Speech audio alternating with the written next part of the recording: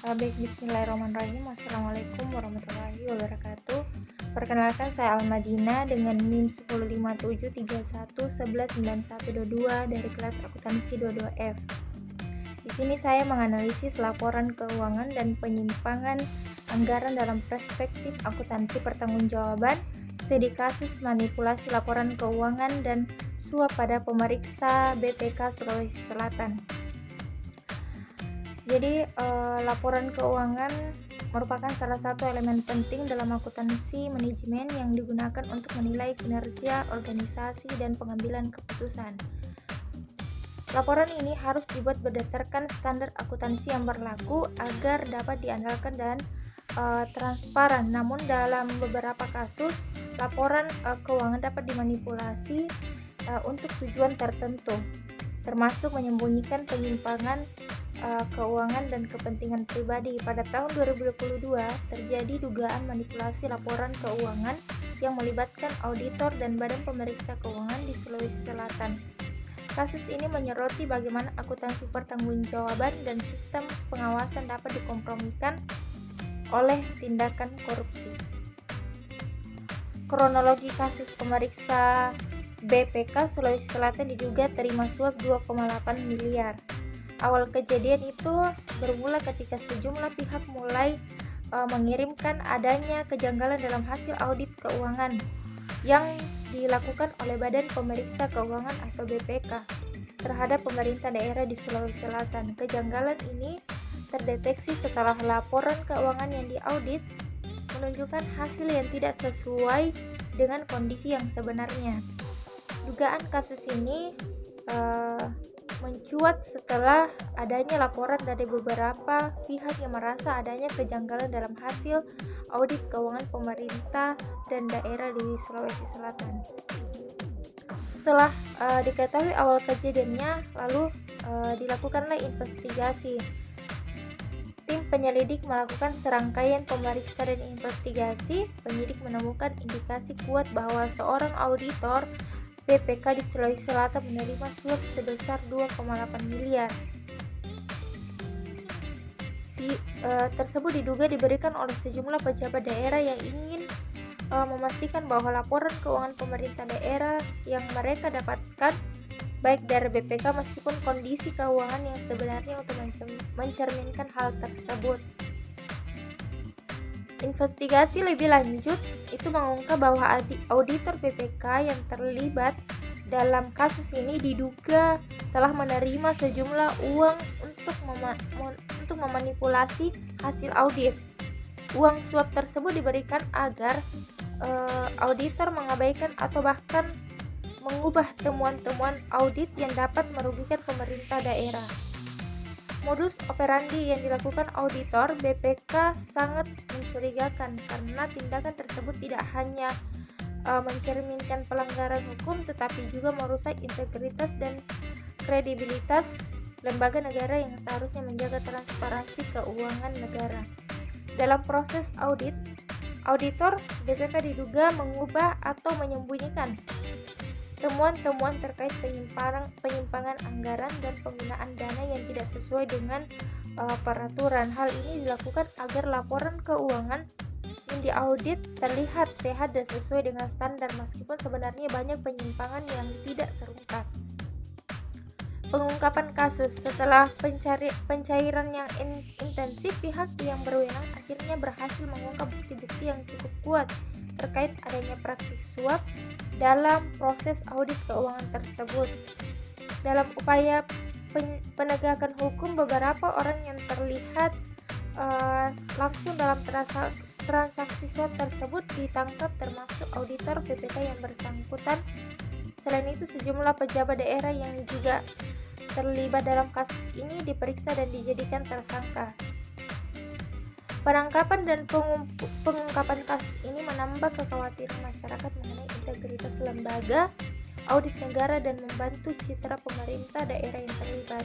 Masyarakat semakin khawatir tentang lemahnya sistem pengawasan dalam pengelolaan keuangan daerah yang pada akhirnya dapat merugikan kepentingan masyarakat.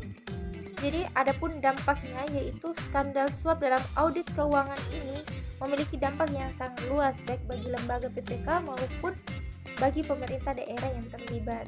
Salah satu dampak paling signifikan adalah rusaknya kredibilitas BPK sebagai lembaga audit yang seharusnya menjalin transparansi dan akuntabilitas keuangan. Kasus ini membuat keraguan publik terhadap auditor dan merusak kepercayaan masyarakat terhadap lembaga.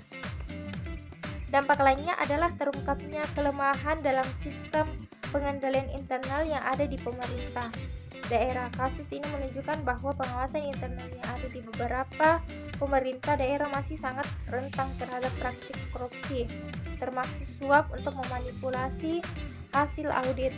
Selain itu, kasus ini juga memicu lebih banyak perhatian terhadap perlunya reformasi dalam prosedur audit dan penguatan sistem pengawasan agar tidak terjadi sebelumnya. Secara keseluruhan, kejadian ini menyoroti betapa pentingnya penerapan prinsip transparansi dan akuntabilitas dalam setiap aspek pengelolaan keuangan negara, serta mempertegas perlunya penegakan hukum yang tegas terhadap segala bentuk pelanggaran yang merugikan kepentingan publik. Kejadian ini juga mengingatkan pentingnya menjaga integritas lembaga audit dan sistem pengawasan internal untuk memastikan bahwa keuntungan negara dikelola secara jujur dan sesuai dengan aturan standar akuntansi. Analisis kasus dugaan kasus suap dalam audit keuangan pemerintah daerah di Sulawesi Selatan mencerminkan berbagai permasalahan dalam sistem akuntansi, terutama dalam hal akuntabilitas, pengendalian internal, serta etika dan profesionalisme dalam profesi auditor. Kejadian ini menunjukkan bahwa sistem pengelolaan keuangan pemerintah daerah masih memiliki celah-celah yang memungkinkan terjadinya manipulasi laporan keuangan. Kasus ini mencerminkan beberapa permasalahan dalam akuntansi manajemen seperti akuntansi pertanggungjawaban, pengendalian manajemen, dan etika dan profesionalisme. Akuntansi pertanggungjawaban merupakan salah satu pilar utama dalam sistem pengelolaan keuangan, baik di sektor publik maupun swasta. Dalam kasus ini, auditor yang seharusnya bertindak independen justru terlihat dalam praktik korupsi sehingga mengabaikan prinsip pertanggungjawaban keuangan. Kedua, ada pengendalian manajemen. Kasus ini juga menunjukkan adanya kelemahan dalam sistem pengendalian manajemen, baik di lingkungan BPK maupun di pemerintahan daerah yang terlibat. Pengendalian manajemen adalah serangkaian proses yang dirancang untuk memastikan bahwa suatu organisasi beroperasi sesuai dengan tujuan dan aturan yang telah ditetapkan. Jika sistem pengendalian berjalan dengan baik, seharusnya praktik suap ini lebih dapat terdeteksi. Etika dan profesionalisme. Aspek lain yang sangat penting dalam kasus ini adalah etika dan profesionalisme. Dalam profesi auditor, seorang auditor memiliki tanggung jawab moral untuk menjaga integritas, independensi, dan objektivitas dalam melaksanakan tugasnya. Namun, dalam kasus ini auditor BPK justru melanggar kode etik profesi dengan menerima suap dan mengabaikan prinsip independensi dalam audit. Implikasi dan pembelajaran. Diperlukan sistem pengawasan yang lebih ketat. Pemerintah harus meningkatkan transparansi dan akuntabilitas dalam proses audit keuangan. Penerapan teknologi seperti blockchain atau sistem laporan anonim dapat membantu mencegah manipulasi data keuangan. Penguatan sanksi bagi pelaku kecurangan hukum yang lebih berat harus diterapkan untuk memberikan efek jera bagi auditor dan pejabat yang terlibat dalam manipulasi keuangan. Peningkatan kesadaran etika dalam akuntansi. Auditor dan pejabat publik harus diberikan pelatihan berkata tentang pentingnya etika profesional dan risiko hukum dari tindakan korupsi. Beberapa dugaan kasus suap manipulasi laporan keuangan yang terlibat melibatkan auditor Badan Pemeriksa Keuangan atau BPK di Sulawesi Selatan.